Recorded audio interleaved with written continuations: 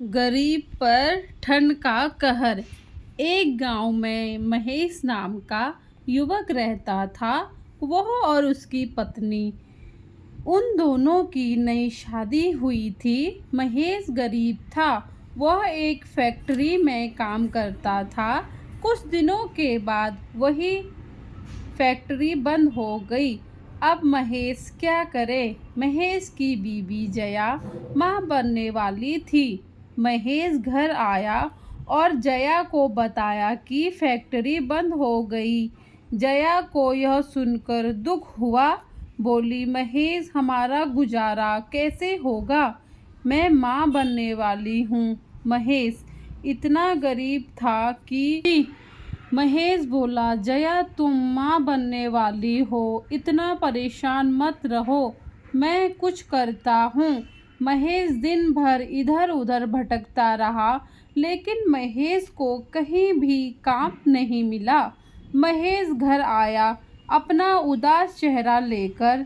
जया समझ गई थी कि महेश को काम नहीं मिला। महेश रोज दर दर की ठोकरें खाते रहता, लेकिन उस बेचारे को कहीं काम नहीं मिला।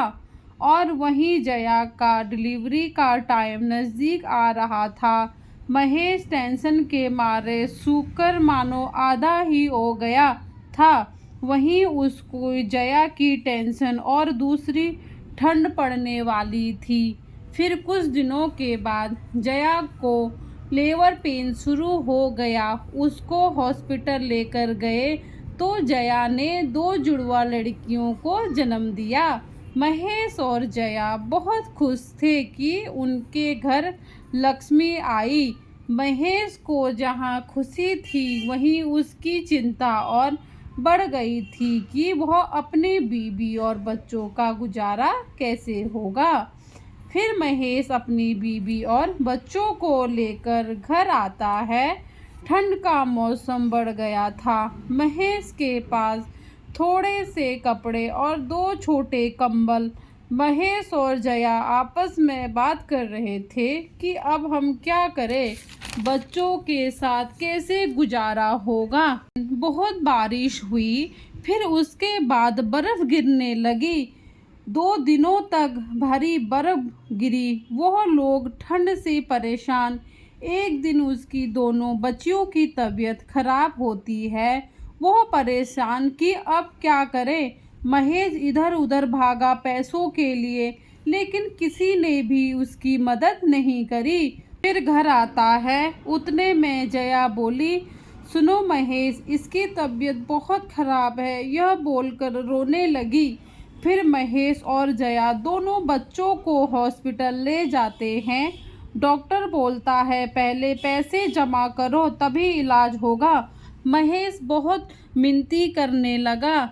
उस डॉक्टर से मना कर दिया। बोला, पैसे लेकर आओ तभी इलाज होगा। बाहर से चिल्लाने की आवाज़ आई। जया जोरों से रोने लगी। उसकी दोनों बेटियां मानो सुन पड़ गई। जया बोली, महेश, बाहर आओ, देखो इनको क्या हो गया। इतने में सब लोग बाहर आते हैं। देखते हैं दोनों बेटियां जैसे सुन्न पड़ गई। फिर सबने मिन्नतें करी तो डॉक्टर के पास लेकर गए। जैसे ही वह डॉक्टर अंदर लेकर गया, वैसे ही देखते हैं कि दोनों बच्चे मर चुके थे। डॉक्टर को टेंशन हो गई कि मैं इनको क्या बोलूं। फिर डॉक्टर ने महेश को अंदर बुलाया और बोला, हम तुम्हारे बच्चों को नहीं बचा सके। महेश यह सुनकर मानो जैसे टूट गया हो और वो खबर पूरे हॉस्पिटल में फैल गई। जया को पता चली तो वह जोरों से चीखी और बोली, डॉक्टर, तुमने यह क्या कर दिया। तुमने हमारी गरीबी नहीं देखी। तुम्हारी वजह से हमारे बच्चों की मौत हो गई।